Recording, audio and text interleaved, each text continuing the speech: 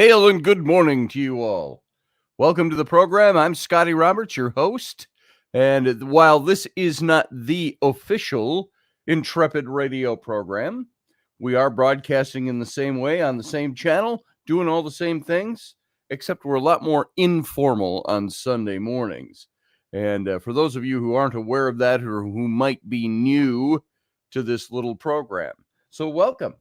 And how's everybody doing? How's your Sunday morning going? How's your week been and your weekend been, which is only about half over? And we're only going to take up an hour and a half to 2 hours of it or so, if you stick around that long. So everybody, welcome to the show. So glad you could be here this morning. And Steph, welcome, Steph Cuervo Queen. And let's see. What's that? LOL, that pic, LOL, says it all, like my tank top. I licked it. It's mine. There you go. I missed something along the way there. But let's see. Randall Flagg, you're here this morning. So far, these are the people in the chat room. Jason Patrick is here. And we got Sandra Saunders is here, all the way from Great Britain. So it's good you can make it in this morning. I think I have a hair in my mouth. A cat hair or something. Everything around here sheds and vomits on things. So let's see who else we got. We got Cordia is here this morning. How you doing, Cordia? Good to see you. And Ryan Gale, top of the morning, he says. So good to have you all here this morning. And if you're watching, there's a lot more of you watching. If you want to come on into the chat room, you're welcome. Nobody here bites, at least not too hard. And you can join the conversation this morning. So what's going on with it? Heather White is here from Scotland, from Glasgow. How you doing, Heather White? It's good to see you. You should call in this morning, just because you've called in last time about 6 months ago. So nice to see you here. A good friend of mine from Scotland. She's been a friend of mine since my Taps Para magazine days. And we've never met face to face. So I haven't been to Scotland in all that time in the last 12 years. So it's good to see you. I'm glad you're here this morning. Hi, she says. I'm having coffee. What are you all having? So this is in my Subspace Radio mug, which has all really got to be changed now. That was Subspace when we were just Subspace. Now we're Subspace Odyssey Radio. And doing well, Heather White. Doing about as well as I can. I hope you're well, you and the boys and the boyos. So you see pictures all the time. I'm glad you're all doing well. Steph says, I'm dying to go to Scotland. It's on my bucket list. And I've been to Scotland twice, and but haven't been in the last 15 years. So maybe that's one of the trips we ought to do with Intrepid Radio. We should get a trip to Scotland put together. Ken Ballos is here. How you doing, Kenny?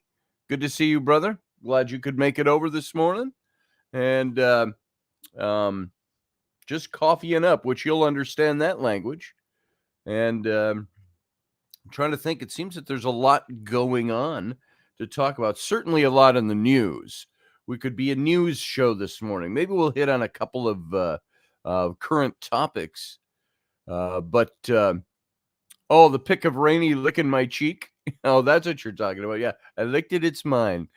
That picture was taken in 2005. I think that was very mid-autumn 2005. So, God, probably 18 years ago that picture was taken. And it's in the opener. Yeah, that was a good picture. And it was on the webcam here that was actually taken. Heather says, I'm tidying my house and hovering as I'm watching. Fantastic. You know, you can broadcast this to your TV from YouTube.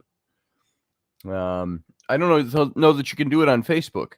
And Heather, you're on Facebook, CNS, so you might not see all of the chats, and they might not all see you.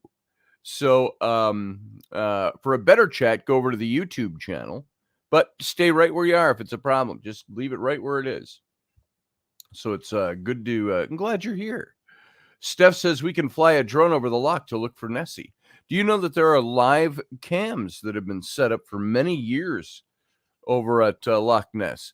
I used to, just for fun, in the middle of the night, if I didn't have anything to do, I'd look at. I'm not in Rumble, Steph. I should be, and I'm not. I used to go look at the world cams that you could look all over the place. And it seems like we've advanced so much technologically and information wise, even since that. But that had to be 10 years ago at least. But there was a webcam, a couple of them set up at Loch Ness, where you could just 24/7 watch the loch. JP says we're broadcasting to TV, messes with the comments stuff. Yes, we are. Oh, broadcasting to TV messes with the comments stuff. Gotcha. Yeah, okay. That makes sense. Steph says, I know about the live cams, but I saw a drone with some interesting footage. Oh, have to take a look at that. See what's up out there. So my mom called me yesterday, and she's doing fantastic as always. She is 82 years old, and she still runs her own business down in Yuma, Arizona. She runs a karaoke business, or karaoke, however you want to say it. And she's been doing that for 30 years, probably or more, early 90s, something like that. And she was up here in the Twin Cities, Minneapolis, St. Paul, and she had a show, and she really had one of the best reputations out there. She was the first to get that extensive computer library when they did that, when it was all computerized. And she had the biggest library of songs, a lot of followers. And then when she moved down to Arizona, which was 2006, she moved down because a good friend of hers that I knew since I was a child, a small child. It was kind of funny. I'm not rabbit trailing. I'm just kind of rabbit trailing within the main story. We had neighbors. Nancy was her name. She had two daughters. My mom had my brother and I, and then eventually my little sister. And they were best friends. And then Nancy moved out to one of the suburbs. We were all in the inner city of Minneapolis. And then my mom moved out to the suburbs, and we were close enough, 15-minute drive, 10 minutes, 15. And they were friends their whole lives. We always did stuff with them. And my mom and she were always fast friends. And then she ended up moving to Arizona.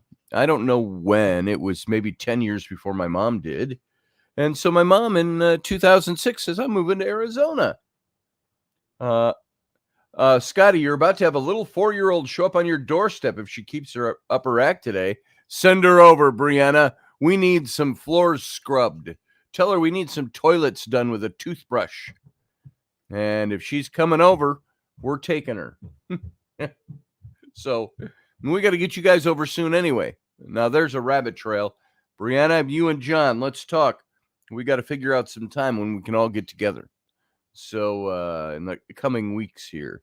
But yeah, if that little girl needs something to do because mom needs her to have something to do, you send her right over, and we'll provide the toothbrush.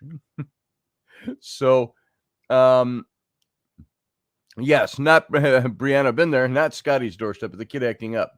Oh, I thought you said Steph's been to my doorstep, or Brianna, not you, the little kid. So I didn't know where you were going with that, Steph, and then I finally read it right. So my mom had this best friend. So she moved down to Yuma, Arizona, because she thought, I want to get away from the Minnesota winters. I want to do something different. I'm older. She was what was that? Almost 20 years ago. So she was 60 to 63, somewhere in that range, 65 maybe, when she moved down there. About the age I am now. And I'm going to be 63 in just a few days here. So she's about the age I am when she moved down there. And she was running her business all these years down there. And when she left with just her minivan. And she left everything in her house. She gave us the house. Well, we took over what was on the mortgage. And she just took her karaoke equipment, which pretty much filled her minivan, all her speakers and stuff like that. And she took her clothes and she put a carrier on the top and took some stuff in there. Everything else that couldn't fit in that minivan, she left here.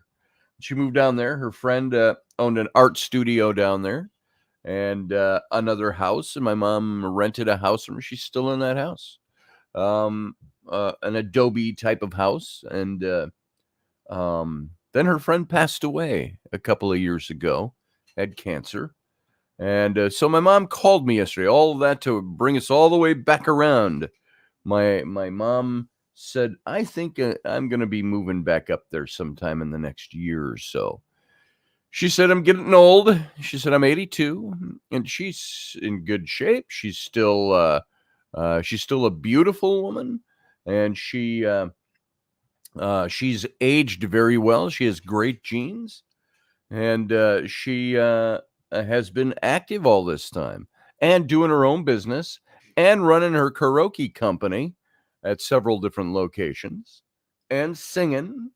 And there it is. But she said there's not much that she wants to stay down there for anymore.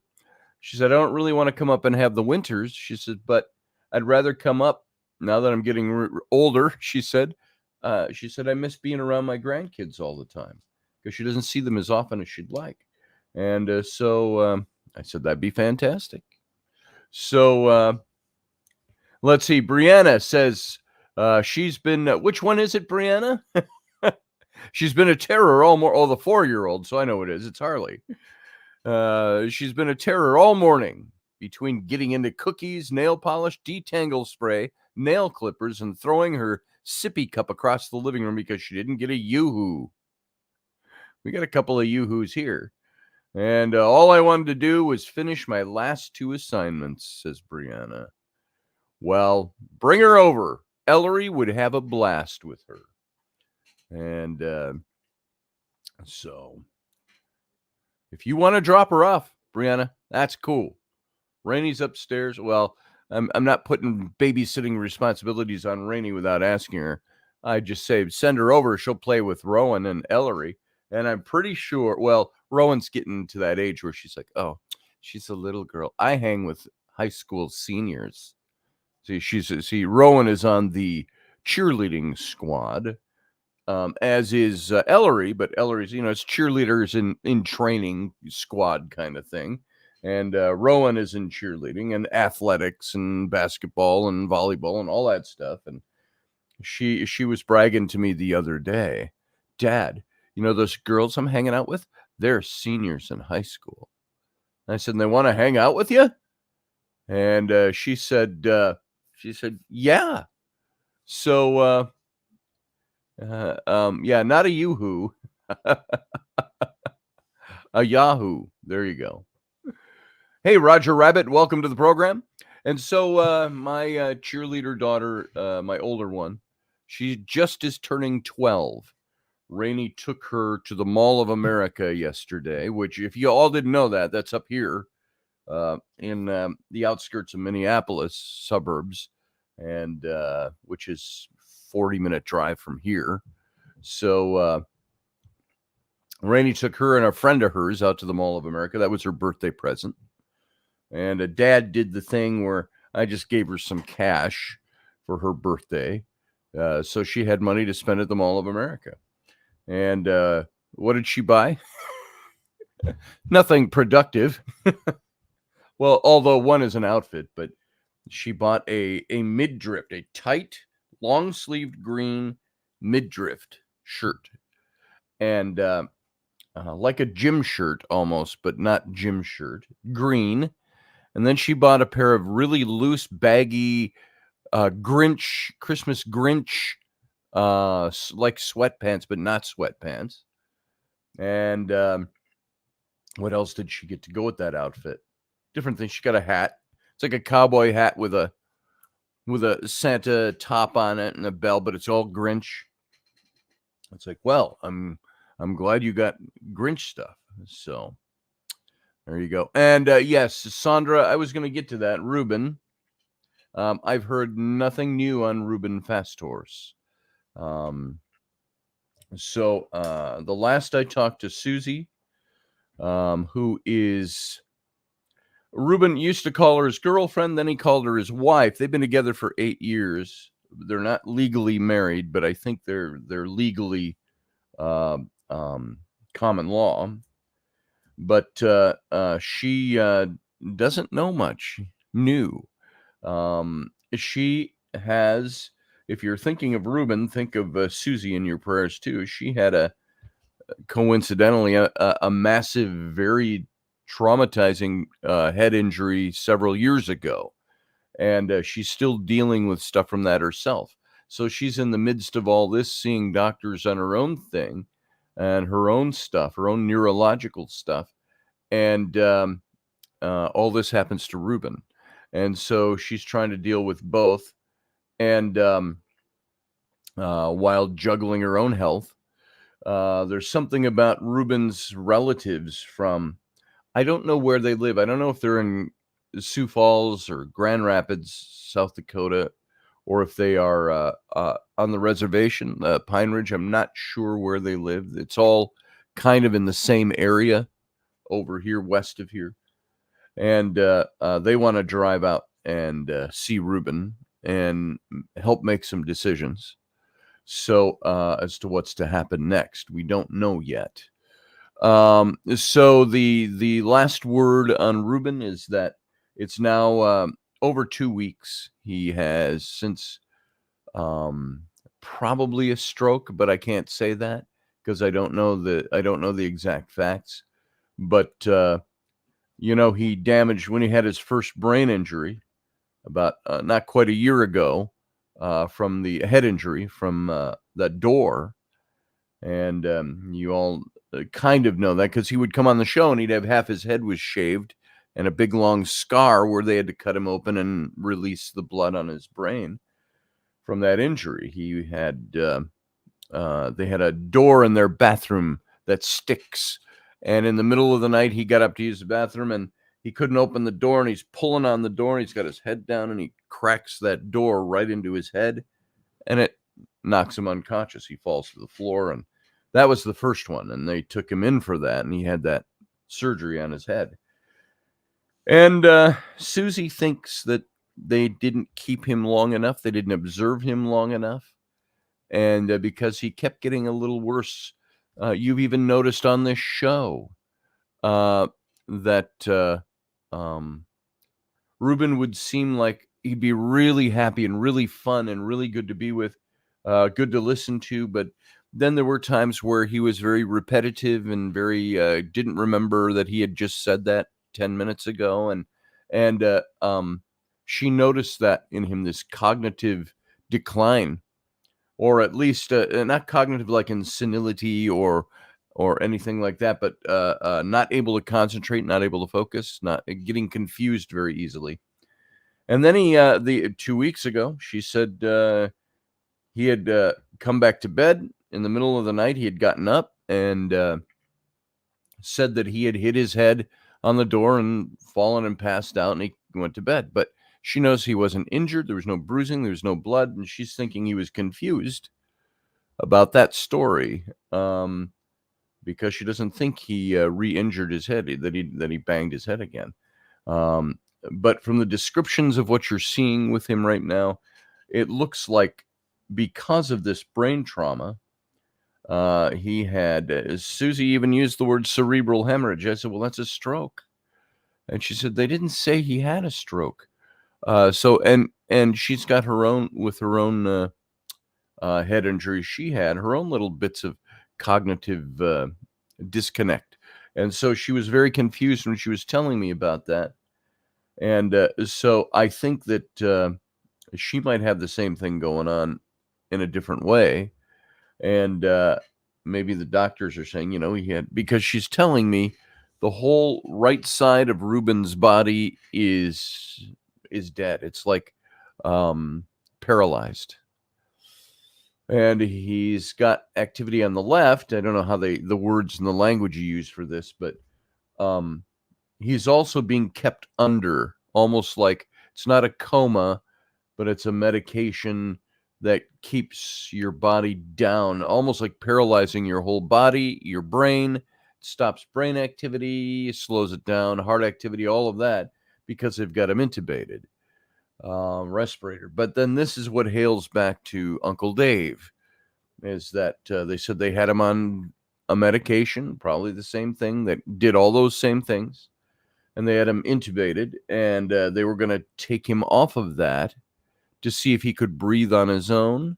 And then they were going to do brain scans, because you can't do brain scans and get an accurate reading when you're on this drug. So they did that, and within 30 minutes, Uncle Dave had passed. And we all know that story. And so I'm seeing almost a parallel here with Ruben. Different causes for why he's in this condition, but it looks like he had a stroke. She said that he is, this is what she told me about 4 days ago, that when was it? Was it a week ago I talked to her? I talked about this on the Sunday show or Monday. But she said that they are saying, well, first she looks at him. She said he's emaciated, meaning and she said he's about 130 pounds last 4 days ago when she told me. And he got down to 130 pounds in that 10 days that he'd been there. So who knows where he is now with that. I don't know if he's doing better or worse or the same. He was the same 2 days ago. I talked with Susie. And so the doctors are telling her that if he comes out of this, that he won't be the same. That he would need constant care. He could not take care of himself anymore. And so that's the latest. That's what they've been telling her. That kind of talk I've heard before. And that's the kind of talk that says, we're preparing you for him to not make it. So it would be nice if Ruben woke up and asked for a sandwich.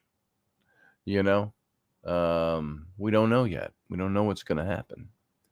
So, and it's hanging in the balance. And I think this next week is going to tell the tale of what's going to happen for the long run. If it hasn't already, and I just haven't heard. So everybody, as Kenny says, everyone pray for Ruben for a full recovery. Prayers do work. I've seen it work. I've had my struggles with prayers, as you all know. So I hope he pulls through too, Matthew. And if he does, if he pulls through in a meaningful way, that's enough that he can live a meaningful life afterwards. So we'll see. Just keep him in your prayers and your thoughts. So there's what's going on with Ruben. Sandra mentioned Ruben. So Brianna says, I'm about to send Harley in to wake up John so he can deal with them, because we have finally continue unpacking the boxes and get the garage emptied so I can park in the garage. Right on. Outstanding. Yeah, get John up. If you're up studying already and taking care of kids, he should be up helping. Unless he's working nights, which I know he isn't. So get him up. Get him in here talking. So Heather White says, that's such a shame, hoping he makes it. I do too, Heather. It's kind of tough. It's kind of tough, especially on the heels of Uncle Dave. And speaking of Uncle Dave, I mentioned that Sam and I and Flynn and Rowan came with that first time. Last Sunday afternoon, we were over helping. We finally located all of Dave's stuff. And we, meaning the collective of friends that are helping the family. Because John, the only surviving brother left of the Potters, is in his 70s, and he's taking care of his elderly parents who are in their 90s and infirmed.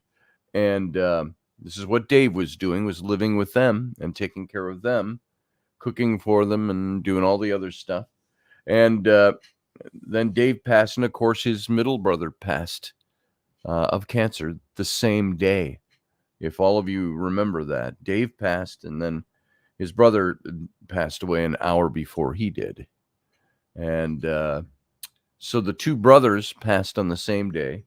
Here's John, the lone surviving brother in his 70s, to take care of his elderly parents. And then their mom passed away a week ago, a little over a week ago. I think it was 2 weeks ago now.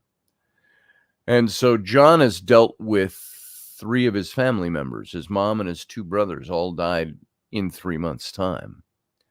And his dad, nobody knows the kind of shape his dad is in. His dad seems to be doing okay, but, he's 95 and very frail. And so we went over. We got a friend of mine that was a friend of Dave's and did a lot of work with him, creative work, script work, Dana. And lots of creative projects over the 30 years I knew Dave. And she was very involved with Dave, loved Dave deeply, and he loved her deeply, and as much as we all loved each other. And then Wade, an old friend of his from high school days, they'd kept in touch over the years. And Wade said, it was like one of those things in recent years where every 6 to 8 months you got caught up. You know how that is with your own friends. Sometimes you go, some of my best friends, we don't talk. We've gone different ways. And it's not that we have anything wrong with each other. It's just our lives are so separated that it becomes difficult. And so I've always been one that loves to maintain my friendships. And the people I love, I give my time to it. And I want to do that. I've got a friend in Detroit that I went to high school with. I went to college with. We used to hang out all the time. Then he moved to Detroit. He started working for a company out there, and eventually Ford. And he was with Ford for 30 years in their finance company, our branch. And I used to drive out and fly out to Detroit all the time. And he would come up here all the time, and we'd do state fair time, and we all got together and go to the state fair and so on. I've told that story before, but stories. And his sister and our friends and stuff. And we haven't done that in years. But we still maintain some kind of contact. He's on my Instagram all the time, likes stuff almost daily on my Instagram. And so we do talk from now and then. All his 3 kids are all grown up and out of the house. He's a year older than I am. And and he looks 20 years younger than me, by the way, I must add. He has all his hair. And it's still sandy blonde. Mine's white. So, in the light. Well, I colored it, 2 months ago? I put color in it, and it was the stupidest thing I'd ever done. I know Brianna gave me a packet of black hair dye once, 4 years ago maybe. And I said, I'm not going to dye my hair black. But I thought if I could put a little color in, maybe it will help me retain at least the visage of youth. I put that color in my hair, and I think it was like dark blonde. But it was so dark blonde, I looked almost goth in comparison. And so it was dumb. It was the dumbest thing I ever did. I looked at it and I said, I just look like an old guy trying to make his hair look younger. So now it's almost worn out. So the color I put in, you can see the white's coming through pretty well. And it wasn't temporary color, but it was temporary enough that after almost 2 months, it's washed out. So all that to say, Scotty, post a link. What was I talking about when you put that up, Ken? What link? Oh, a link to call in? You got it. Whoever wants to call in, here comes the link. Just look at the chat room. Boom and boom. I don't think it's a clickable link. I think you have to just copy it and paste it into your browser, and you can call in. So there it is, folks. If you want to call in this morning, there it is. Brianna, you can call in. You can have John call in. Lalanya, good to see you. Welcome to the program this morning. Glad you're in. And Heather, you can call too from Scotland. It's only 3:30 in the afternoon there, so you could call in. And I love seeing Heather.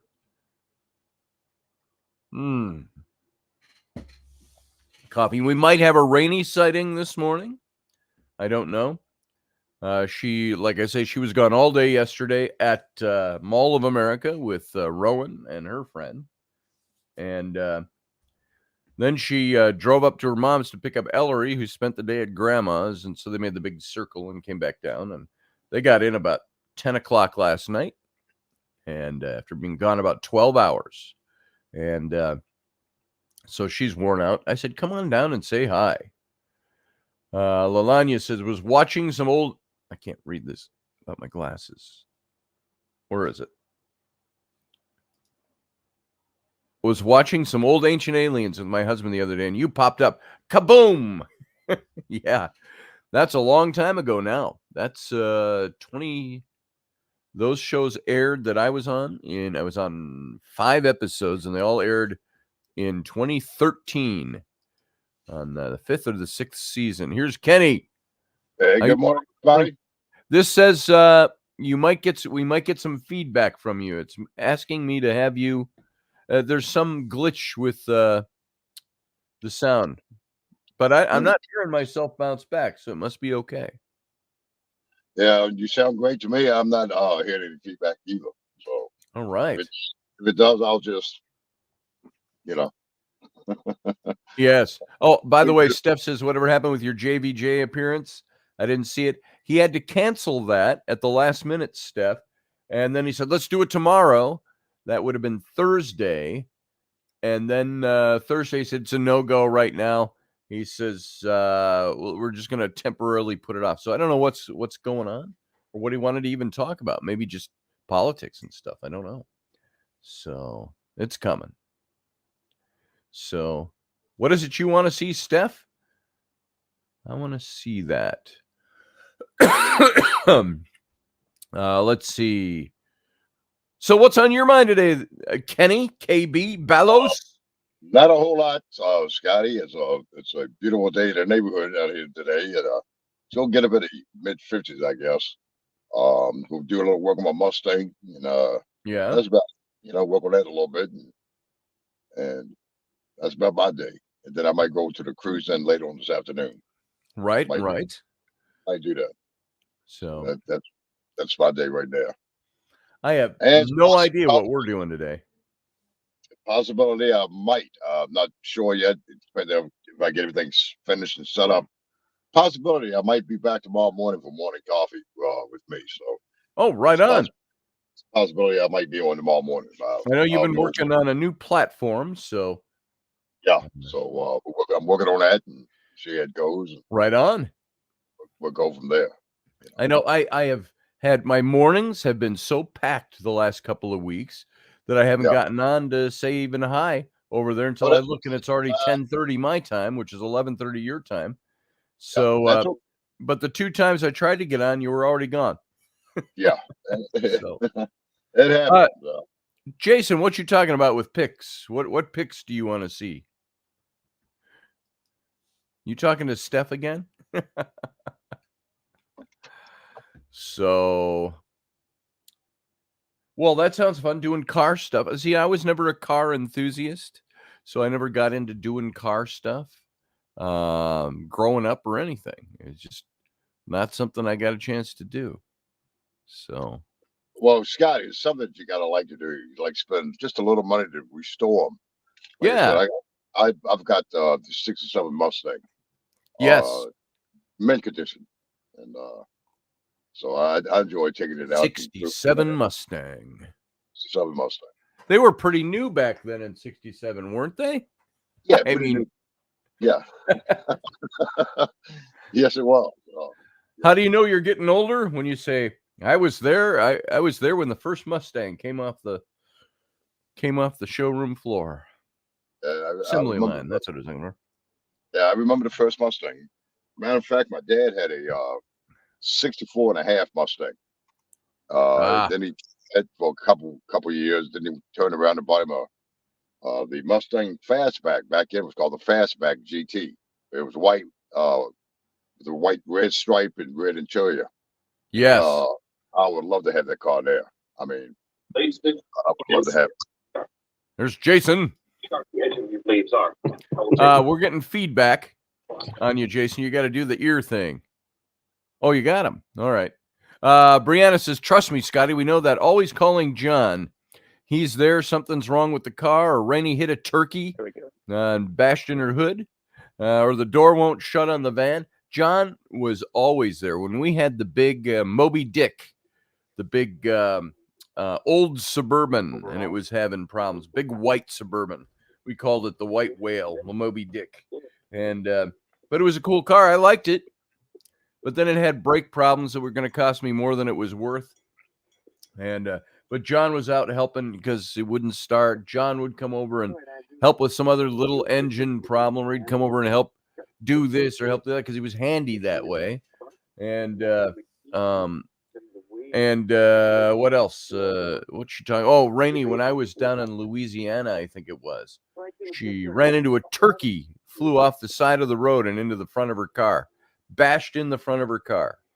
So anyway, there's that. So yes, John was always there, and he comes over here every now and then and does stuff that we need help with. He's good with stuff I don't know anything about. So it's too bad he's not right across the street anymore. You know, Brianna, we could find you a place over here. I think you guys should live over here by us. So, Moby Dick, Steph heard. Moby Dick, Steph. Moby Dick is a totally different ailment. So, took the words right out of my mouth. Is it like cold in your house, Jason? Or you? Oh, what's that, Kenny? I'm not going to feed into that one. I'm just not going to feed into that. You're not going to give that one life. Definitely. Morgan Snow needs a handyman. Is it cold in my house? I just wonder every time I see you. I don't know. Are those shelves? Are those all in your garage or something? Your studio garage? Because every time you're on, this is my house. You're wearing a hat and you're all bundled up in a outdoorsman type of gear. I'm just wearing my fat electrician sweatshirt and my all right. my Jeep cap. You look like you're outside doing something. So, do you know what I want to do right now? I want to go outside and have a smoke, but I still haven't had a smoke. It's been 3 months. 3 months. What's that? So, there you go. Thank you for that, Jason. What? And would I be your friend if I didn't do that? Nope. You'd be worried if I didn't have a smart ass remark. That's right. And I will say this. About smoking.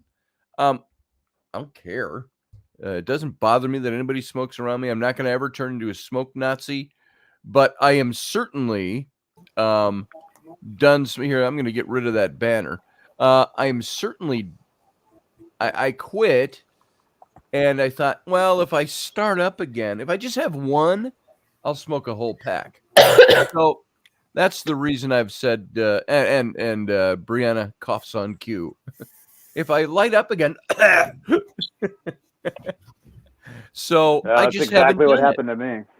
I just haven't done it. There have been times I'm sitting here all alone in the house and nobody's here, and I'm like, not that anybody is riding my butt on it or anything, but I'm like, I should just go have a smoke. I really feel like when I thought, no, if I do it, I'll smoke a whole pack. And so I just haven't done it. Does it mean I miss it? Yeah, I do. I miss smoking. I like smoking. Always liked the act of it. I didn't quit because my doctor said quit, although he's said that 100 times. I didn't quit because anybody around me said I got to quit. I didn't quit for any reason other than I had a chest cold and it hurt to smoke. And so I stopped. And by the time I was done, I thought I should maybe I should just try quitting for a while. So what you doing, Brianna? Covering your face like that? I'm dying. Oh no. So you're sick? Oh, we've been sick for 2 weeks. Oh, gross. Yeah. Gross. That's horrible. Oh yeah, Kenny is over there. Hey Brianna, how you doing? So I gotta show you guys a couple of things, and I said I would. If you look behind me, my sword collection has grown a little bit. Not much, but I got my one sword back from Sam. That's the tall one in the middle. But then I got a little short court sword here from Uncle Dave from his lockers. There's a couple more that I wanted to get, but they were looking at maybe trying to sell some of them because his parents wanted to get him a lot to put his ashes so Wade is over there today. He's going to talk to him and say, you really don't need, you can scatter his ashes. You don't need to spend thousands of dollars on a place to put an urn of ashes. So all of that to say there might be more stuff available that we can get that everybody has said Dave would want you guys to have this rather than put it on the open market. And so they were concerned about that. And so we might get a couple more swords in here, but Wade, who is working on all the legal stuff, he set aside all of Dave's costuming stuff that he wore at the festival and his Captain Morgan outfits. If you go over to Dave's Facebook, even now, David W. Potter, you'll see his red outfits were his Captain Morgan. And so Sam got all of his Captain Morgan stuff, and they set aside for him. And then there was a couple of costumes that I could take. Now, Dave was a little bigger in the body than I am, but we were about the same height and stuff like that. So his stuff fits Sam. It's going to need a little nipping and tucking. And I got a couple of costumes. I'm going to show you. I've got them laid out over here. Some of the stuff that Dave, if you remember Dave, and he's talked about it, he was a master tailor. And he had a firm belief, spiritually reincarnating, that he had been a master tailor, especially in the eras that we've talked about, the Tudor era and places like that. And he had his whole host of reasons why he believed that. And these things came to him naturally, and he's a natural creative. I'm going to grab some of these. I want to show you what they look like. And they're sitting just right over here. And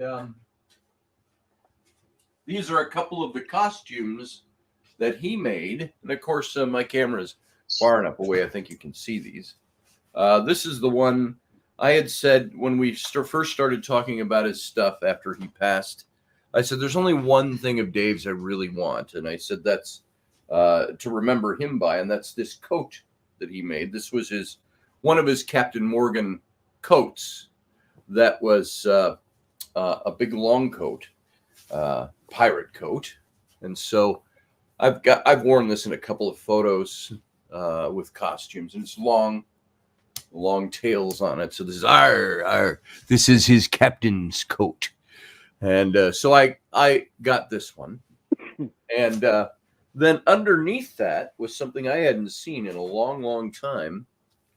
Dave created this. It's a waistcoat, an undercoat like Westcott. We got our word vest from Westcott.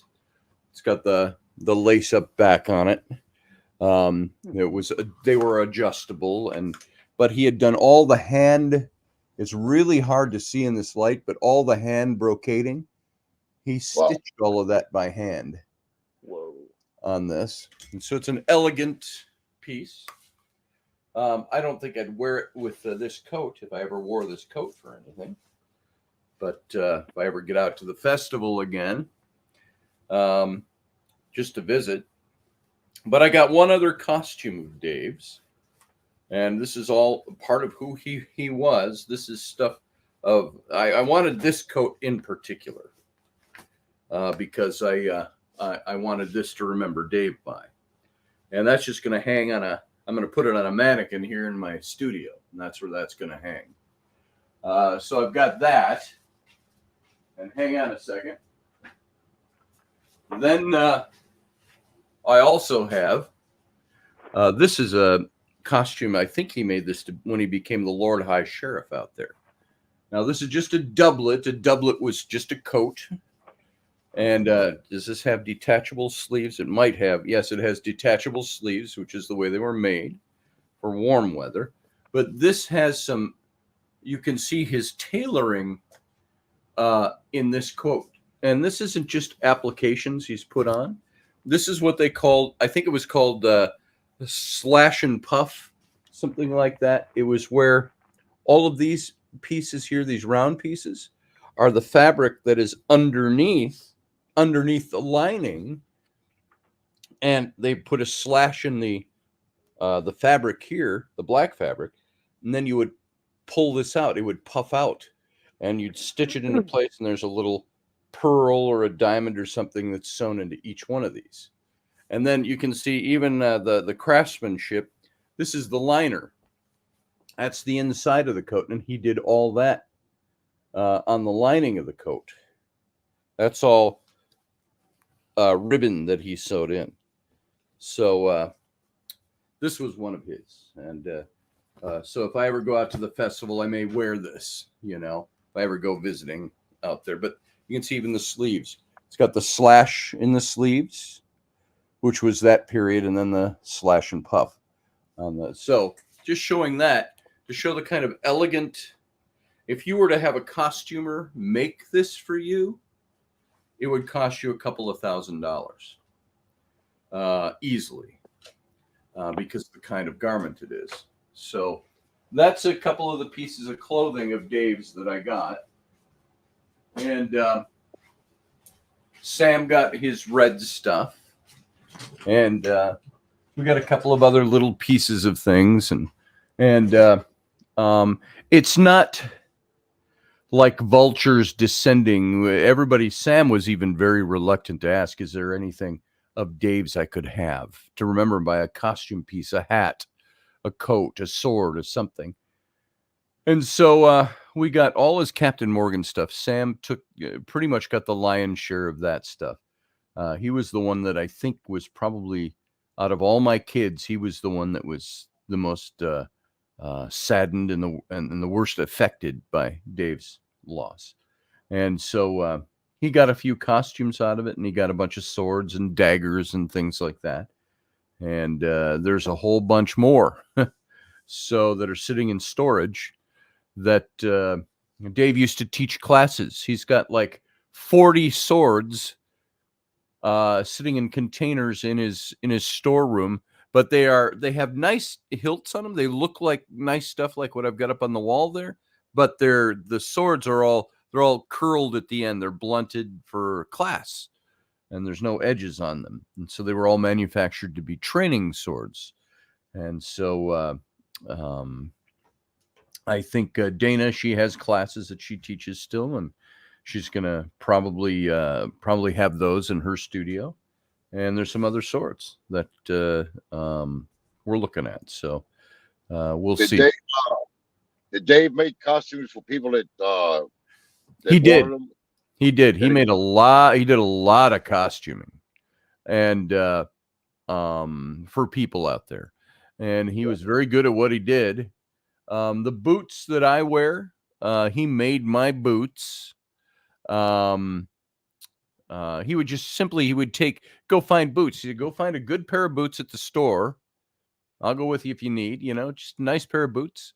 And he would strip off the uppers and take leather and recreate the uppers. So you had like big bucket boots that went up to the knee, like mine. I think I may even have a picture of one that he did for me. Let's see if it's in my store of photos here that I've shown on here before. No. Hi. No, it's not. Hi. Are you being a good girl for mom this morning? Mom. No. At least she's honest. I mean, I like that. That's right. That's right. I'm looking for a picture here, and we'll see if we can find it of Uncle Dave. And it's actually got this black coat, but it'll show you the kind of boots he made. So this is the stuff he did. He did this stuff for people all the time. He was always had a full roster of making things. You saw the masks he made for me for Tam O'Hare. He did that kind of leather work as well. And I'm just seeing if he's got. I don't see anything in here, so I don't know where I would have had that stuff. But did you ever do any like French and Indian War stuff, or he did French and Indian War. He made red coats. He made himself a red coat like mine. Raini made mine. How about trapper stuff or trapper stuff he did? Stuff? There's actually sitting upstairs right now one of those. We call them Daniel Boone coats, and it's dyed red. It's the hunting frocks from the 1700s. You'd see the men, and they had the fringes that went across the chest, fringe down lower, and they were long, almost down to the knee. And so he had a couple of those, and so pretty neat stuff that he had. So and that he made. I could bring that one, but I have to go upstairs and get it. It's almost time anyway. I got to warm up my coffee. Yes, he was a very talented man, Sandra. He is going to steal their Chris. We're watching The Grinch. Yeah. Oh, the Grinch. You're a cold one, Mr. Grinch. The new one. Oh. You really are a hero. Ow, don't bite me. Well, you think I know the words after hearing them for 50 years. I'm trying to think who voiced the Grinch in the original one. Did all the singing stuff? James Earl Jones. Was it? Yes. That was one of his first big jobs. So he sang it was Boris Karloff that did the narration. Yeah. But the song was sung by, all right, Kenny's going to get coffee. But he did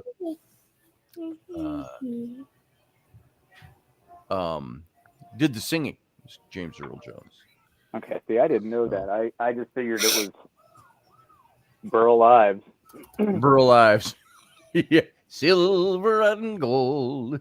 That's what I remember him from, playing the snowman and Rudolph the Red-Nosed Reindeer. That's how a whole bunch of kids got to know who Burl Ives was. Then you saw him in movies where he played like bad guys, and you were like, that's the snowman from Rudolph? So he was Big Daddy in Cat on a Hot Tin Roof with who was in that? Elizabeth Taylor and Paul Newman. Yep. And he played Big Daddy. And, You're about to get rocked. you're about to get whomped, little child. Are you being helpful to your mom this morning? I'm just curious. His mom shakes her head.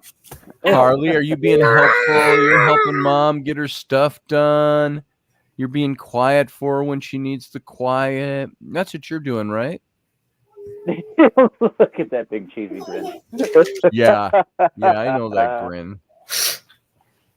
So great. You Now find it's gonna be any stuck of- in my head all day. You find any of Uncle Dave's cookbooks yet?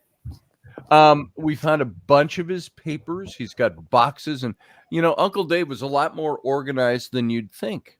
He all of his stuff in storage, it was spread out over places, and you couldn't always find everything. His RV was probably the messiest because he had just stacked stuff in there to move it from a storeroom. But everything we found, it was like down to markers and pens. They were all in a clicking Tupperware click, and they're all in there. All his scripts and papers and all that stuff were all in folders and 3-ring binders and stored in file boxes. Everything, while it looked like a jumble of stuff that he had, it wasn't really. It was a jumble of organized boxes and things, and you just had to go through it. He knew where everything was, so he didn't leave any directions for anybody. He didn't have to. But he wasn't prepared to pass away, to die. And so all of his stuff was, sadly, his stuff was not findable. Go wake up your dad. We got Heather from Scotland here. Heather, lass. All right. How you doing? I'm all right, thanks. Yourself? I love your voice. You can take over the show now. No, couldn't. How are you all? I'm doing all right. And you're seeing it. This is about as good as it gets right here. So like the old movie title, is this all there is, or is this as good as it gets? This is it. So I like your colors flashing in the background there. So That's my TV. yeah, it looks like you're in a studio of some sort. So it's kind of cool. Your studio lighting. Now, Heather does a lot of work she's very creative. She draws and paints. Are you still doing the stuff where you do this work on the walls and all of that? And plastering, yeah, of some kind. I've not done it in ages, like about a year. No. Too busy. I thought that was going to be your thing for a while. She did some very creative stuff. And, I thought so too, but obviously COVID hit, and then right, put in a back burner. Right. How about cakes? You still doing cakes? No, not got enough time. Well, you could have had the Glasgow cake boss was Heather White. Wait, she's Glaswegian? Amazing cakes. Thanks, thank you. No, I've got no enough time to do anything except for work and then just look after my kids. So yeah, working and looking after kids. I get that. Are you Glaswegian? Is that what I heard? Yeah. Oh, yeah, you das cunt. Yeah, you have the humor. Get a few Guinness for me and you'll find out. That's right.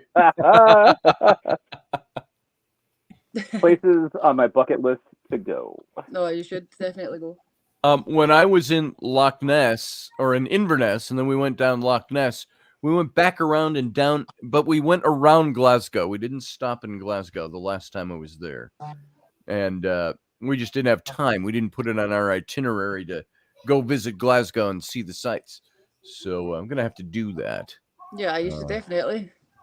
My daughters, you don't know this, my daughters called me a couple of months ago and said, Dad, do you have your passport? Is your passport still good? And I said, yeah, it's got a couple of years left on it. And they said, well, good. We're taking you to Scotland for your birthday. Oh, cool. And that was supposed to be this month. And we ended up putting it off. We're putting it off until spring, but for all kinds of different reasons. And so my daughters are going to take me to Scotland. We should, all of us, have a little meetup. Yeah. When we come to Glasgow, we'll stop in Glasgow because we're going to definitely go to Loch Ness and Inverness. So we'll drive down, what is it, southwest from Inverness, and you go down and you can get down to Greenock and Glasgow and all that area. So that would be good. We'll make it. That'll be in the spring. I'll tell you more as that gets a little closer. I was already thinking that, and I'd never talked to you because we hadn't firmed up the dates yet. And they were thinking, let's go the first week in November. We're going to go for 10 days to 2 weeks. And then we kept hearing from friends over there that can get a little cold. The weather's unpredictable in November. What's it like right now? Drizzly, grey, drizzly, a wee bit cold. Gray and drizzly. We'd just be finishing up our trip on the original itinerary that we had scheduled, or the original plan. It was like the 6th through the through the 18th. We were going to go, something like that. And now it's going to be pushed out to spring when it'll be nice. So where are you staying? What's that? Where are you staying when you come? Probably fly into Edinburgh. Is that what you're asking? Where are we going to go? Yeah, where are you going for? Like just Inverness? Just we don't know yet. There's all kinds of things I want to see. There's things in Glasgow I'd like to see. I want to go to Inverness. We want to go to, of course, we'll fly into Edinburgh, but drive around. I want to go up to Pennon, which is the other direction from you, where they filmed Local Hero up in Pennon. It's up toward Banff along the north coast there. I'd love to get up into northern Scotland, but I don't know that we'll have time to do that. We may just do it. I don't know. So a couple we didn't map out anything in great detail yet because we weren't sure of the dates. Those were the tentative dates, and then it just got kind of quiet. They had to get their passports renewed and all of that. So so we're thinking March or April, maybe even May. May's a wee bit warmer. A wee bit warmer. Yeah. Yeah, we'll have to do that. So, John's awake now, says Brianna. Muted my mic. People are yelling. Oh, sorry. Tell John, we're so sorry, John, that we lapsed noise over into your beauty sleep. So, it is 10 o'clock in the morning here, Heather. So, No. It's 4 o'clock here, so it's getting late. Yeah. Are we really sorry, though, Scotty? No, let's all make some more noise just to make them up even. We're not really sorry, Brianna. No, him and Harley are yelling. Oh, I see. Did she go bounce on him? Wake him up? Hop on pop? Yep. There it is. I don't know if you can hear that. Lucy is upstairs barking and running all around, and the kids are, I don't know what's going on up there. They got her going. Probably an exorcism. Probably, typical Sunday morning at the Roberts house. So, let's see. Ken's going to a car show today. Brianna's studying for school today. Jason is hanging out, looking pretty today. And Heather, what are you doing for the rest of your day? You've already had your day. You're into the falling action of the day now, right? Basically just bath the boys, put them into bed, just chill. Yeah. Nice. Do they still take naps? No. What's a nap? What's a nap? What's a nap? Nap, used to be defined as mom's free time. I can't remember the last time they napped. Yeah. If they nap, they're not well. That's Yeah, pretty much. And we used to say, napping, you're supposed to nap, right? When you're a little kid, 3, 4, 5, 6. You're supposed to, but they don't ever.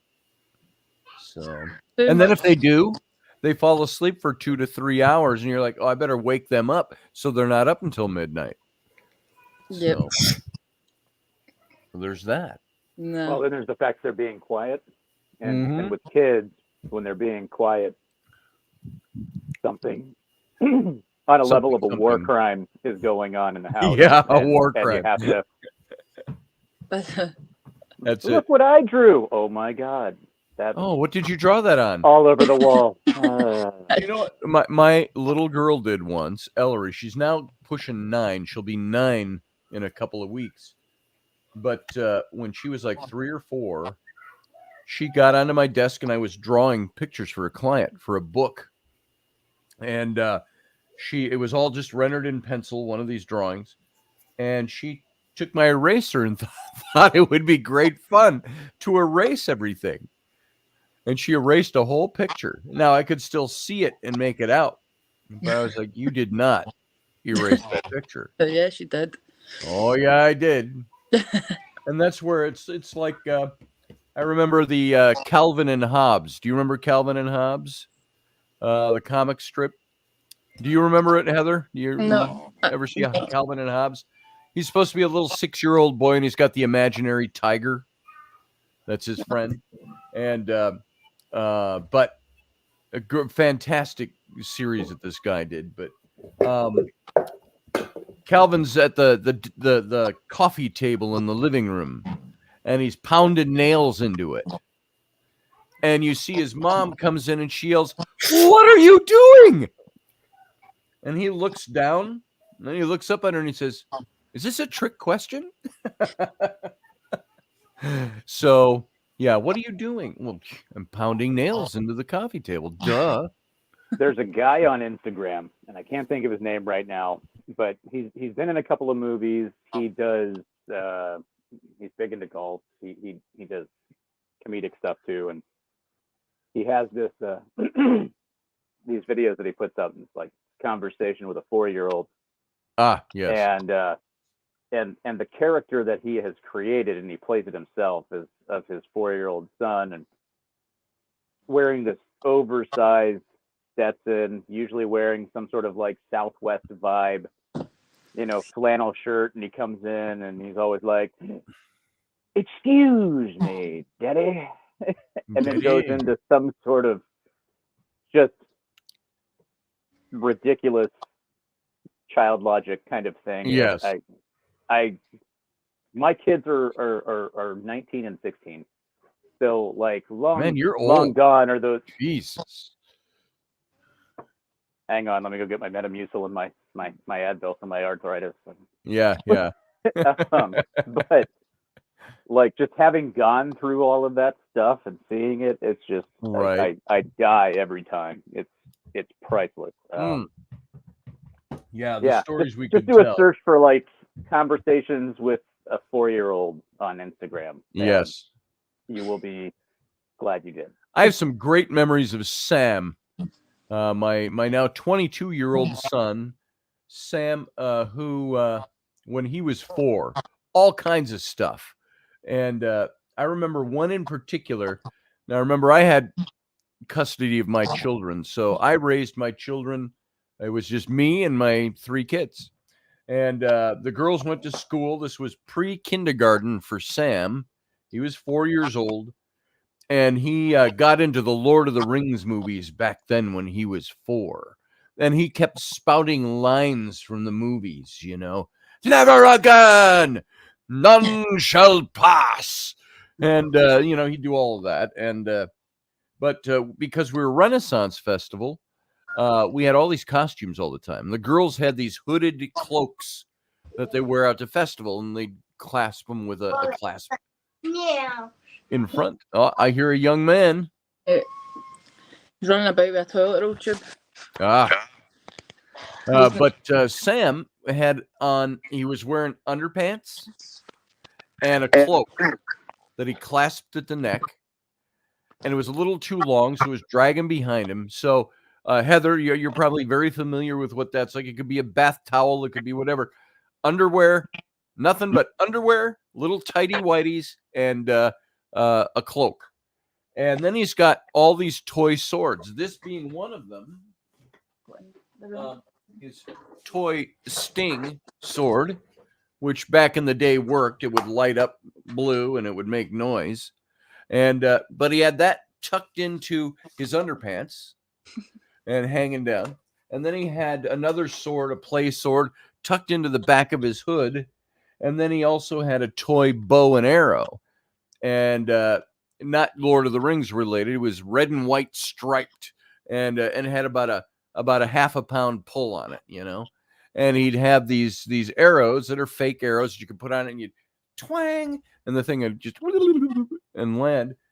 And one day I'm working at my computer, and I'm typing away, and I hear something, and I look over, and there's Sam. I had these glass French doors that opened into my office. They were open. He's standing in the entryway. He's dressed in his undies and his cloak and the sword in his undies and the sword. And he's got an arrow cocked and he's got it pulled back. And there's no pull on this thing. There's no weight, but he's doing what he saw in the movies. He's doing this. He's got the arrow pulled back and he's going shaking like he's straining.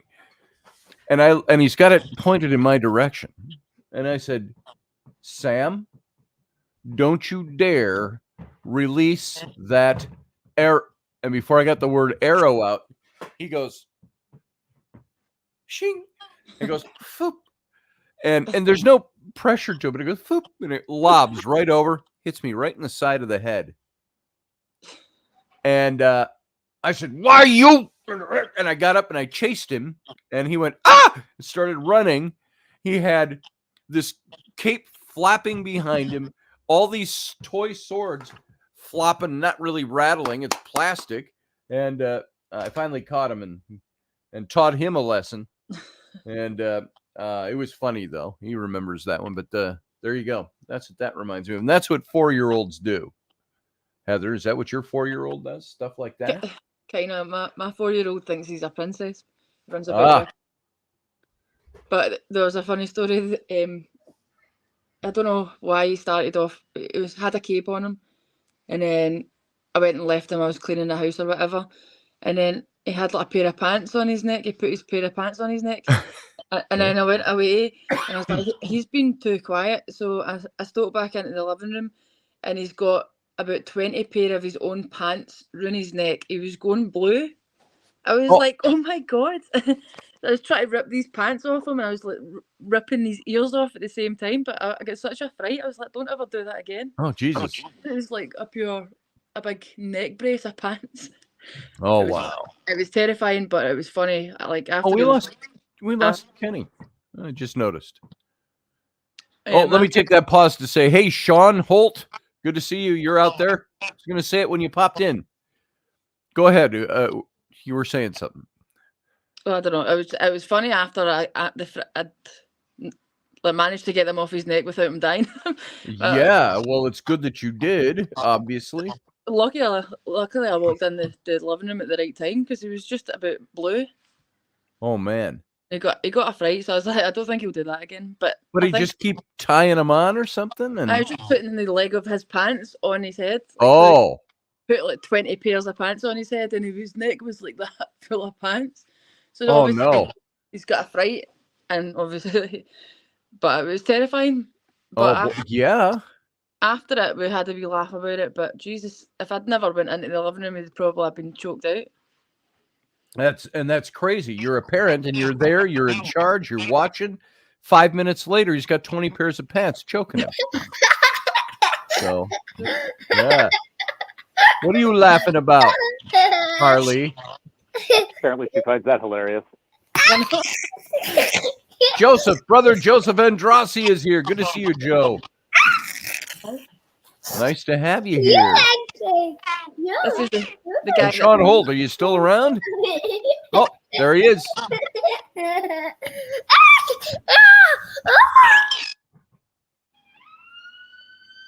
What? Which one is this? That's Callum, the one I was going to say Callum, but I wasn't sure. How you doing? Oh, he's Callum. He's awful shy. He's want to say hi? You can say hi then. Give us a good Glasgowian greeting. Say all right. Oh.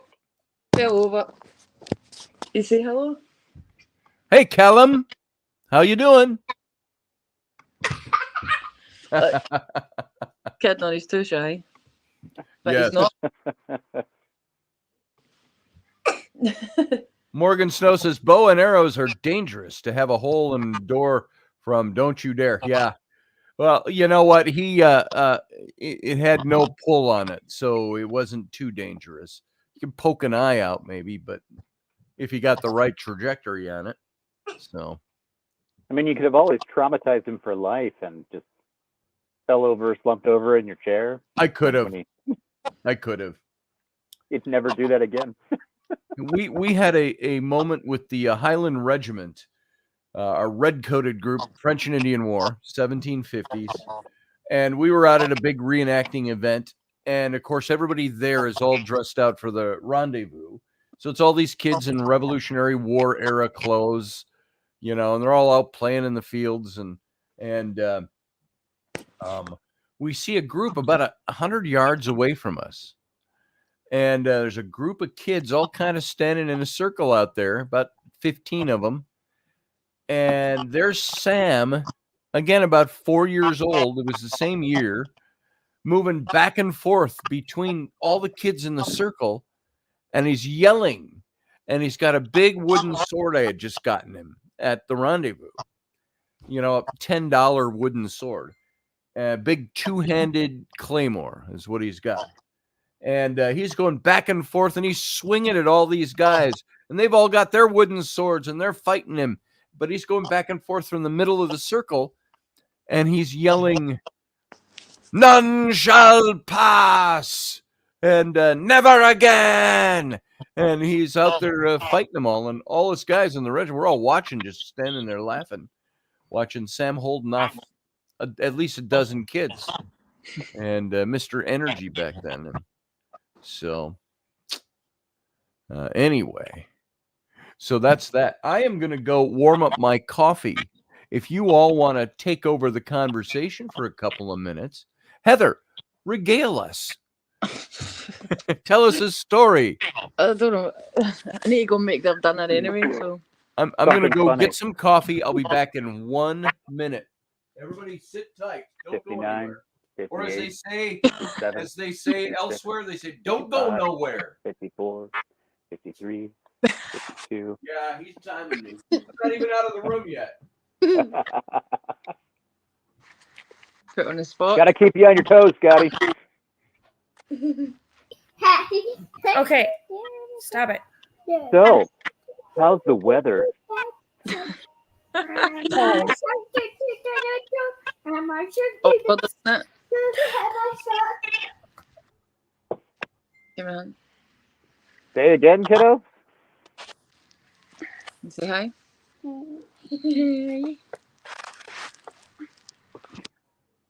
So where are you from? Who wants to go first on that one? You then? I guess I'll go first on that one. So I live in sunny, absolutely frigid North Dakota. So yeah, I'm probably about. Scotty's down in the Minneapolis area, so Minneapolis-St. Paul area. So I'm probably about 5 hours north and west of where Scotty lives. Is it snowing? Thank God, not right now. We had an early snow back in October, and then we get a warm snap and it all melted off. And now it's just a matter of waiting. When's it due? When's it coming? Yeah, well, and it's funny too. Like, so I moved out here in 17. I'm prior Army. My last duty station was in Missouri, so I moved out here from there.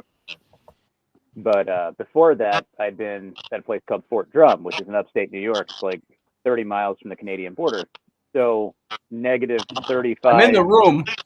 temperatures. So we see and so we hear. Who's sir. that?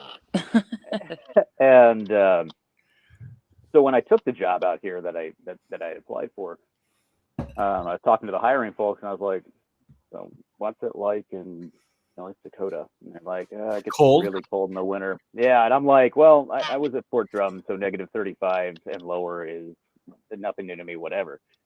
Nobody tells anybody about the wind when they move out here, and the wind is literally what We were out in the destroys your plains. soul. You're in the Yeah, there's nothing to plains stop state it. out there. There's no wind breaks out there. It's all flat. I could watch my dog, if I had one, run away until next Tuesday. Like, it would just. Yeah. There he is. I still Yeah. see you. And yeah, that wind will force that cold in through every stitch, seam, nook, cranny. Crevasse, as they say. Sure, crevasse. If you want to go unfrozen caveman lawyer up at Saturday Night Live with it, I'm just a simple caveman. I slipped and fell in the ice and fell into a crevasse. A crevasse? But, the crevasse. Come on. Wasn't that where we got our word ass from? It's like Maybe. a crack in the Probably. earth. There's a crevasse or crevasse. No, we got it from you. We got it from where? You. Me. I found Yeah. the only thing that can actually stop the wind from getting into anything is my I have a reproduction of a World War II B-3 Shearling bomber jacket. Nice. That's the only thing that stopped it.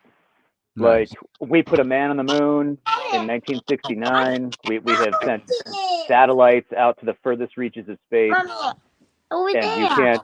That one. But can you We- make we a can't jacket that stops get- the wind?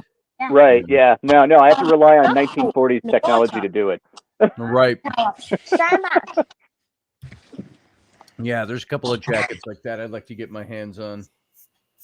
So, cheers. JP, where is it Slancheva. that you live in North Sanchez, Dakota? What's that? say again. Where is it that you live in North Dakota? So Grand Forks. Oh, I'm about I'm what 2.5 hours south of Winnipeg. So pretty yeah. close to the border. John's grandparents live in Walhalla. Walhalla. Okay. They're I am 7 not- minutes from the border. Yeah. I was gonna say I think that's much further north of me. Jason Patrick was only 20, and we thought him an old man. He said he'd fathered children by the score, by girls back home in Grand Forks to women in Calais. And he swore by God there'd be 100 more. He's from Winnipeg in the song. So you mentioned Winnipeg, and it made me think of that. Yeah, I'm not that highly prolific. Yes. Yeah. No. And your 17 illegitimate children spread through Massachusetts to North Dakota. Jesus. Mm. Can you Look, stop? do You're not getting- try to compare me to Ray Charles.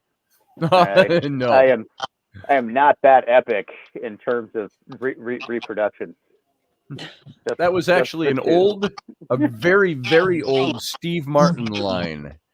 He was doing a comedy show, and we had an LP of his comedy show. It was back before cassette tapes became all the vogue.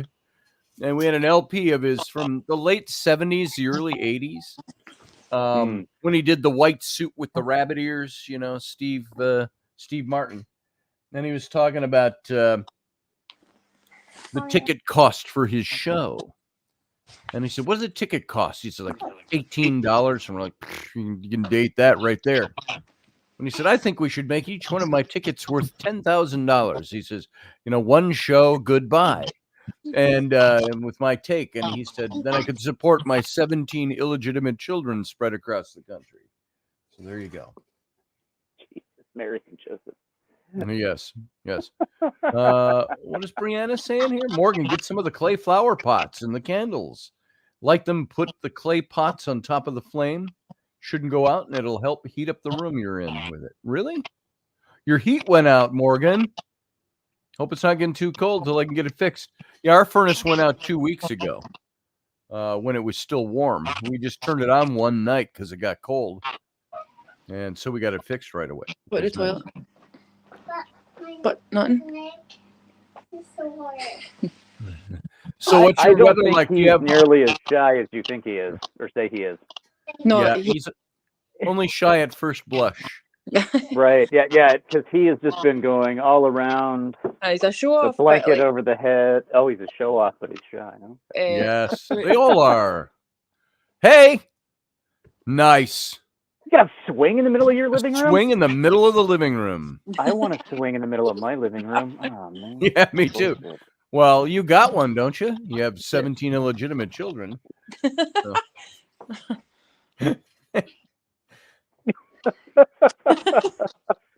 Hey, look, Uncle Jason has a swing in the living room.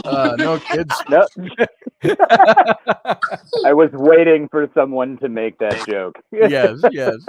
It had to be Who's gonna made. say it first. What did you do? Did you kick it off? No, I didn't. Yeah, you did. I didn't break it. He says he's shy, but he's absolutely not. Absolutely not. Yeah, I know how they all are. So my kids are the same way. My son, Flynn, is very quiet, but I see him with his friends. He's like the leader of the pack, and it's very outgoing, very, he's on the football team. He does other, but at home he's like,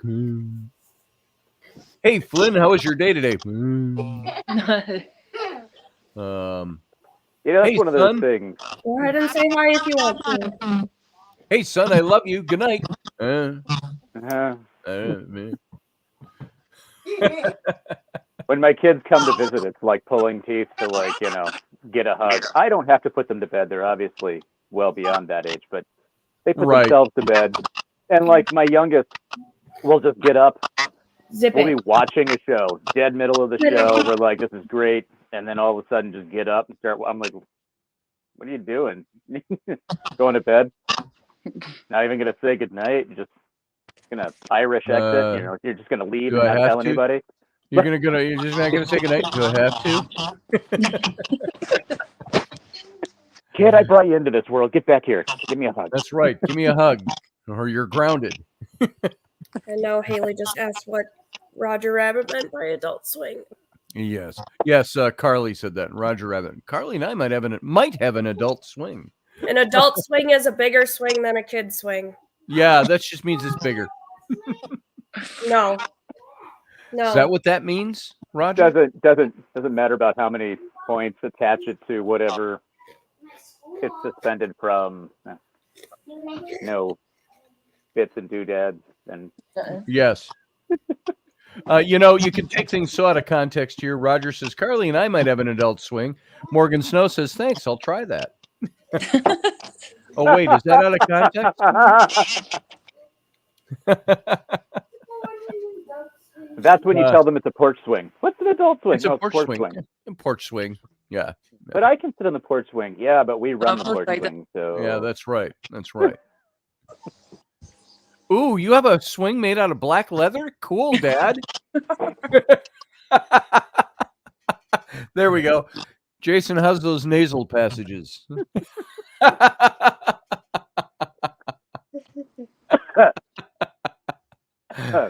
Fine Corinthian leather, yes. That's cute. Roger says, next time you're at the park, just refer to anything but the toddler swing as an adult swing. There you go. I had that's how you get kicked out of the park. Was it Rowan or Ellery? Not this last summer, but the summer before. We were still living across the street from you guys, Brianna, and Rowan got stuck in a swing at the park.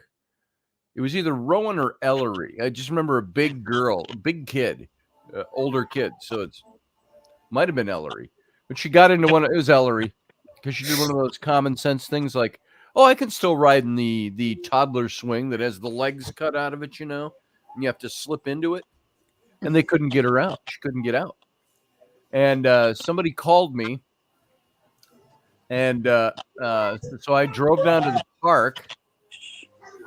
And there's Ellery, and her legs are turning blue. Talk about turning blue. And we could not pull her out of there without ripping skin. And a mom walked over from one of the houses that faced the park. And I said, she's stuck. I said, do you have any kind of oil? I said, I could drive home and get it. But she went and got some cooking oil, vegetable oil. And we just took that and just poured it around the tops of her legs and worked. And then she slid right out. She popped right out of it. But yeah, I said, we're not going to be doing that again, are we? And she had the little red and blue bruisey rings around the tops of her thighs. So I'm just glad that she produced some sort of, cooking oil. Yes, for a second there, I thought there was going to be a follow-on joke from the earlier discussion. I'd be like, oh man, really? Yeah, nope. That would have been bad. So well, this is awkward. Yes. That's all I had. Dad, when did you and Mom put a swing in the bedroom? How'd you know about that? You're not supposed to go into Mom and Dad's room. I don't know. Yeah, exactly. That's our. My kids will come walking. The master bedroom is right on the other side of this wall, as everybody knows, because I've said it 100 times. And you can walk downstairs here, right, and open up the door, and the kids just walk in. Nobody knocks. I've been teaching them since the day they were born. When there's a closed door, you knock. And, I'm standing, even as late as this morning, I have a 12-year-old girl that just right into the bathroom. And I'm standing there, with my respective stuff in my respective hand, doing my morning routine. And I said, knock, please. And she's like, oh, and she's up. And they still don't knock. And they'll just be coming in. I could be standing here in the bedroom putting on my pants. I got a shirt on, but I got nothing on from the waist down. Thank goodness my butt was facing the door, and I'm leaning over, putting on a pair of pants. And the door comes flying open. Dad! None of us needed to see. It's like none of you needed to see, but many of you would pay for. And like, Brianna, you still owe me $5.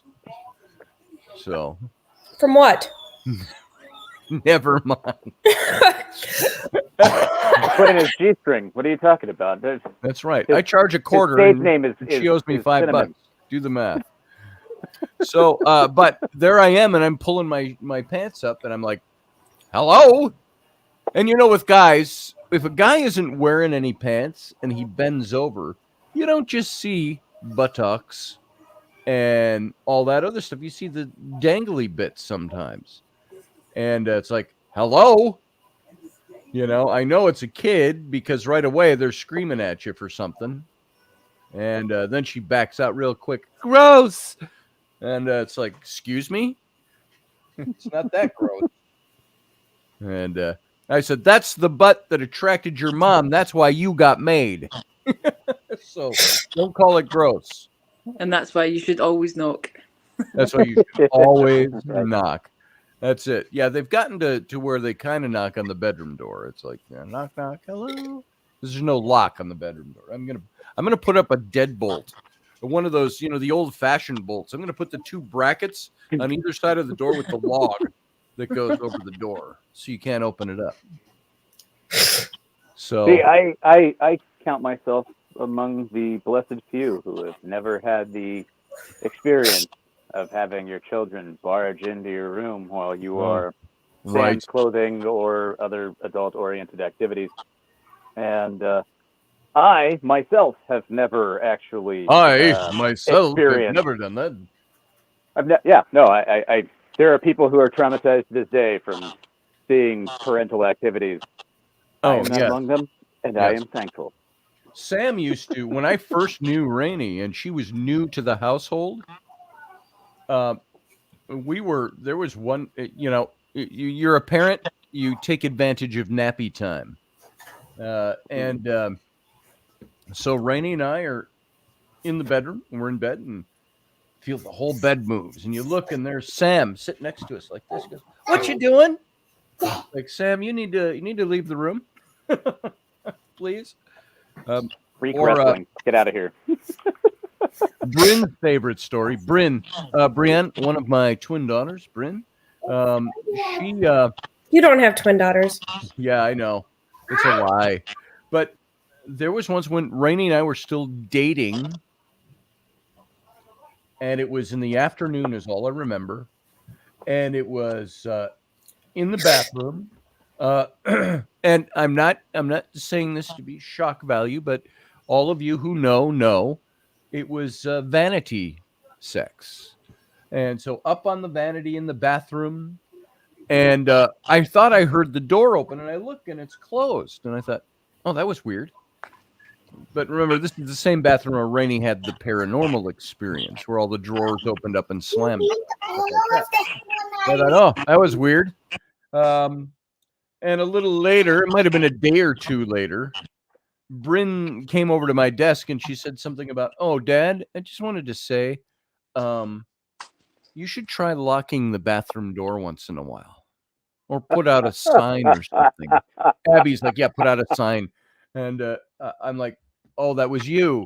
Yes. I said, sorry, but I make no apologies.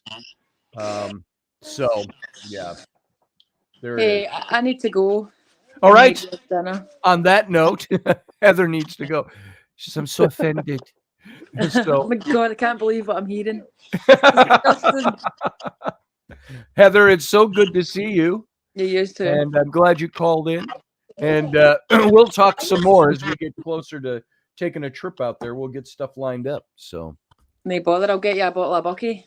yes. Buckfast. Do you know what it is? A minute. A bottle of Buckfast. That's what we drink in Scotland. Oh, right on. We'll have to do that. So, well, you have a fun day with the boys, or fun rest of your day, and good to see you. Yeah, you used to. All right. Talk to you soon. Bye. Hey, Bye. Cheers. Cheerio. Well, that's very British. Now look, you got him. Oh, look who's here. Sorry about that, Jason. Nope. I was just going to expand this out so we could see John and Bree. There we go. And I hit the wrong button. How you doing, John? Not too bad. How are you? I'm good. You look good. You look bearded. So wafty bearded. Excellent beard, sir. Yes. Here. I don't have a coffee mug. Sorry. That's right. Is that a next generation mug right there? Yes, it is. My iCars mug. Your iCars And when there's a hot liquid in there, it says Earl Grey hot. Oh, nice. Nice. Yeah. So it's a tea mug. Yeah, it's a whatever mug, but sure, call it a tea right. mug. Yeah. John and Bree, we have got to talk about doing a Friendsgiving, Thanksgiving sometime in the next few weeks. Great. Yeah. And you can we'll bring you over here unless you want us over there and you want to do all the cooking. I'm doing that on Thursday already. Yeah, we're some of my coworkers are coming over on Thursday because we're all on call. So nice. We figured why not just be on call? All be on call together while eating turkey. Yeah. So we used to have when we don't go to a relative's house or something, we used to have Thanksgiving at our place, and we'd invite all our friends that didn't have anywhere to go. But Uncle Dave always came, and Reuben Fast Horse came a few times when he lived up here, and we'd have other people stop by. And we're like, we're out of people, and Raini has to work on Thursday, believe it or not. She works at the Dollar General up here. Mornings, mostly mornings. She works 7 to 1 or 8 to 2, something like that. But she's got to work on Thanksgiving for several hours. So we're not going anywhere on Thanksgiving. So we'll be here. And, we'll see if there's any transients that want to come by. And I'll bake up a turkey and broil a turkey, oven a turkey. What do you call it? You bake a turkey? You cook a turkey. Cook a turkey. Cook a turkey. Yeah, I'll cook a turkey. His old age showing. Yeah, really. We would broil the turkey in a pit in the backyard that we dug by hand. Yeah, we chopped our own firewood. Chopped it. We used to do those for the regiment. We would build ovens in the ground with the regiment. It was a historical thing. We did it as a demo. You dig a trench that was kind of a curved, like a grave, only not quite as deep, about 3 feet deep. Then you dig a square hole, well, not square, it was oblong, into the ground alongside on the inside of the trench, and you dig a round hole on the top and down into the square hole you just made. And you could build a fire in there, and we cooked a turkey in there one year. Just amazing. And so the in-ground oven.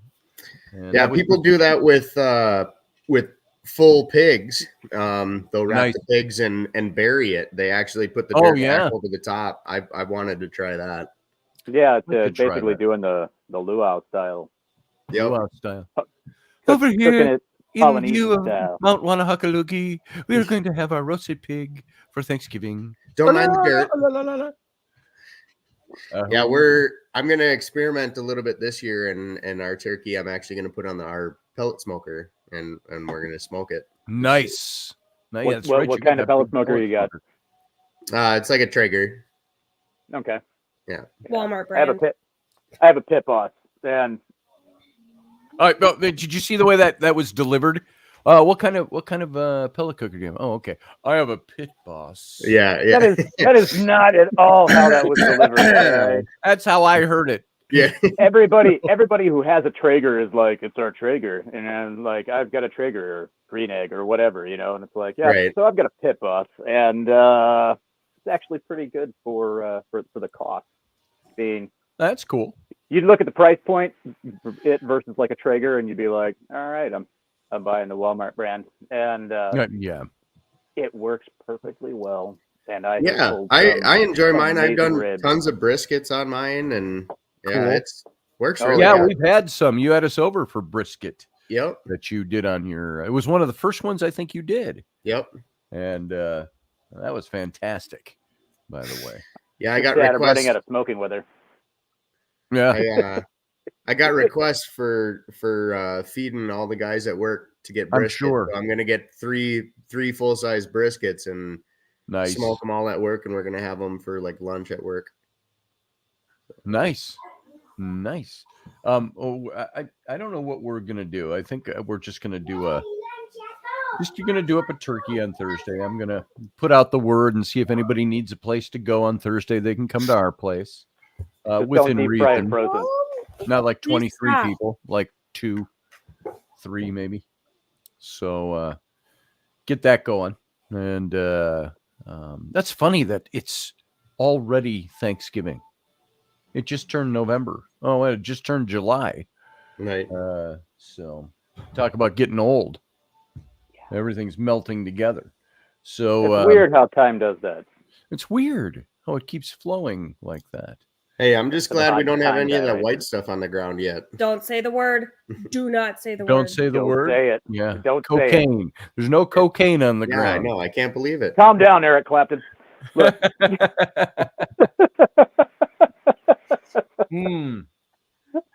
What did I see? We watched some mindless movie the other day. Raini and I and the kids, and it was one with the wrestler turned out Cena. John Cena. Cena, yeah. John Cena, and he looked pretty good in that movie. He didn't look muscle bound, although he was. He looked lean. He looked lean, muscle bound, kind of like Sylvester Stallone got from Rocky 1 to Rocky 2. For those of you kids who weren't born yet when Rocky came out, and I can't remember who else was in that, but people that were all on an island. There was something about they were trying to win a job with a Japanese company to expand marketing and whatever, and the subplot. But then the other subplot was the dad, played by who is the guy that talks like this? He always plays a kind of Weasley bad guys. I can't think of his name right now. He's in Boardwalk Empire or something like that. You've seen him in like everything. He has kind of the round, buggy eyes. Steve Buscemi? Yes, and he played the father of the one woman, and Cena was going to be his son-in-law or something.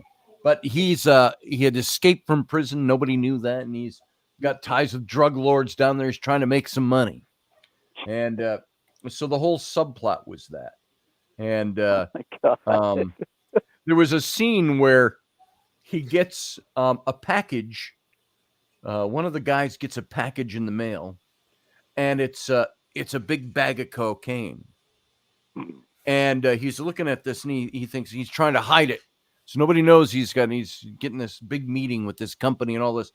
And they bring it, and he brings it back, and all these couples that are there retreating together, they see the big bag of cocaine. He goes, well, what if it's not cocaine? What if it's something else? Cena, who is this military expert and everything in this movie, he's kind of dumb, not very bright, but he knows everything. He could kill you with his bare hands. He's only murdered 42 people, he said. I've only killed 42 people. But he knows everything, and he cracks it open. The next scene, you see him, he's sniffing it up, and he goes, oh, yeah, it's cocaine. And then Steve Buscemi's character came in, and he goes, did you get Mom's ashes yet? I had them sent here. And so I don't know. Can you get high off of it? Now, it had to have been cocaine. I don't remember the whole plot because the bag was about this big. You don't get somebody's ashes in a bag that big. So it's more like that. Well, I saw a maybe saw a one of those video. off my 600-pound life. You might have been. I saw a video. Is there a where this difference guy- between cocaine and human ashes if you snort it? I don't know. I don't know, but I saw a video clip where these guys, dudes with his roommates, and he walks into the kitchen, and they're like scooping protein powder from this like package, this box into a, their drinks, and they're like, eating it and laughing about it, and they're like, he's like, "Hey guys, what are you doing?" And then he's like, they're like, "Oh, we're eating protein." Those are my grandma's ashes. It's still one of my favorite Subaru ads. It's got to be 10 years old now if it's a day. These two guys, they're driving in a car and they're going up a mountainside and it's shaking all over. And he's holding the urn with Dad's ashes. They're supposed to go scatter Dad's ashes off the mountaintop. And they're bouncing around. And then it goes into the little ad about the price for Subarus and, the Subaru this and that and the suspension and all of that. And, you should have had a Subaru. And the last scene, it shows the guy, he's looking over his shoulder. He's got a dust devil and he's vacuuming up Dad all over the seats of the car. It's, in other words, you don't want this to happen to your dad's ashes, do you? Buy a Subaru. That's right up there with. Do you remember the sound company Iowa? Yes. They had one for car stereos, right? And this is back in the 90s. It's great. See this young dude behind the wheel, clearly some larger sedan, and he's got the window down. Older gentleman sitting there next to him in the passenger seat, and they're in suit and tie, and he cranks up the volume, and it's Queen's Another One Bites the Dust, right? And he's sitting there, and he's just like, yeah, and like people are like passing him, and they're like, woo, and then it pans out. And it's a hearse at the head of a funeral procession. Nice. And the old guy in the passenger seat is clearly the director, and he just looks over at him, so disappointed. Nice. Another One Bites the Dust. Oh, God. No one played at my my memorial. I told Raini, I said, whatever's cheapest. I said, you don't have to get a casket. You don't have to have me all of that. I said, you can have me cremated if you want. Ashes, sprinkle them wherever you want to sprinkle them. Just don't flush them. And or I'm not there to experience it, so what do I care? And bury me in a plastic bag in the backyard if you want, but not if you've like murdered me first. That's different. But which is not out of the question, folks. But if you plant protected species of plants, you're okay because they won't dig them up. That's right. It's a violation. Right. Yeah. Raini said something several years ago now about, I found the perfect way I could get rid of your body. And I'm like, no. Do I want to hear this? And she's like, you get a big metal box, one that can't be open, and you drill it full of holes, and you put your body in that, and you seal it, and you submerge it in a lake. And okay. She said, then the fish can all come in and out and eat you and all that stuff, and you're gone. Oh, Lord. And she had other details I missed. I go, you've got this all planned out, huh? Yeah, they won't eat the bones. Yeah, they won't eat the bones. But... pig farm. So she thought it was the perfect way to dispose of my body. So I saw an archaeological show last night that they unearthed this tomb in Great Britain that is the oldest Kish tomb that they found. One of those square with the rock put over the top, and but there was no skeleton, but all the goods were in it, jewels and gold and pottery and all kinds of things. And they found this white powder all over everything. They found out it was something weird about the soil it was buried in, combined with the human body. All the melting human decay melted the bones. And it turned it all over 3 millennia. They said it was 3,000 years old. Turned it into. Are you in the bathroom? Oh, never mind. Looked like you were standing in the bathroom. But I've done it. God knows I've done it. I've been on coast to coast with George Norrie. So, Scott, tell me about your new book. And, you wait through so many ads, and I had to pee so bad. And I'm live internationally on Coast to Coast Radio. And I'm looking around, and I spy a Gatorade bottle. Oh, God. Gatorade bottle. They're the only things that, the entry that's big enough to pee into. And so there I am. I'm talking about my book with George Norrie, with an audience of hundreds of thousands peeing into a bottle. And I am here to tell you. You were there and you heard it. People on convoys will disagree with your statement about Gatorade bottles being the only one big enough. Well, what do they use? So we in Iraq, we would get these. They'd bring out these just pallets of 1 liter bottles of water. Okay. And you'd grab a case. What it takes. Yeah. And you'd throw it in the back of the vehicle, and when you're drinking and it's $1.20 out, you're consuming a lot of water, and especially these guys consuming a lot of Monster while they're consuming the water, all the caffeine, diuretics, have to relieve themselves. So yeah, regular old 1 liter water bottles. Watching some dude in the gunner's swing in the turret trying to keep it on target. Trying to pee into a bottle. Hold on, the 240 shifting. Wait, there's a bump. Sure. Nice. The only thing I was able to find that would work was a Pringles can. Yeah, Pringles can, yes. And then I put that on for protection. So I don't know, the look on your wife's face there indicates otherwise. No, I don't think that indicates otherwise. It probably indicates, I remember. Yeah, it is like that. Look, she's confirming your story, John. No, a Tic Tac container. Boom. The M&M's minis. Nice. Mentos. The fresh maker. That's right. So that's why I have to stay away from Coke bottles. That's right. You blow them up. Yeah.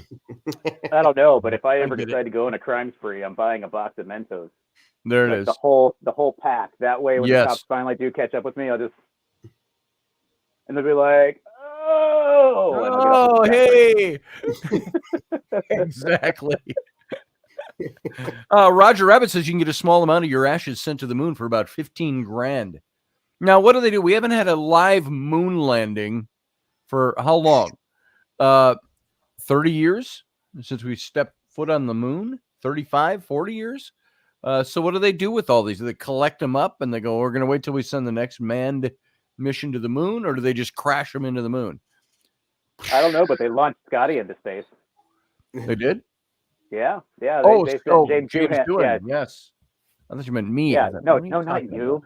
No, you're in space all on your own. That's a different kind. Yeah, that's.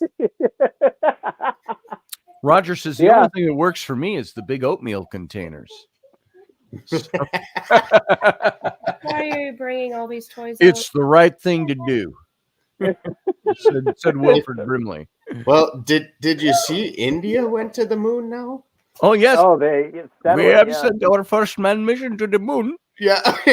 Shiva be praised. Oh, that was bad. It was a very big musical experience on the moon. Yeah. And the guy just. Yeah, it's like, did they get back? Did they make it back? Or they sent an unmanned mission? They opened up another Bollywood studio there. Yeah. Yes. They opened up a 7-Eleven. We were paying $250,000 per person to go film on the moon. So, and it wasn't even really somebody from India. It was somebody from here in the States. And they were like, I'm opening up a 7-Eleven up there because taxation is theft. And there's no Roger says you can now get curry on the dark side. Harley, stop. How does Pink Floyd feel about that? The dark side of the moon? I have no idea. How do you feel about that, Pink Floyd? Go bring all those back in your room. Any members of Pink Floyd died yet? I'm just curious. They all still around? Yeah, I think they're still kicking it. Are they still doing any tours, like revival tours or anything? Has Pink Floyd done that? I don't know. We used to listen to them in college, so I just high love school. I love how Kiss keeps saying this is our farewell tour, and then like 2 years later, let's go back on the road. Let's do that again. Yeah, exactly.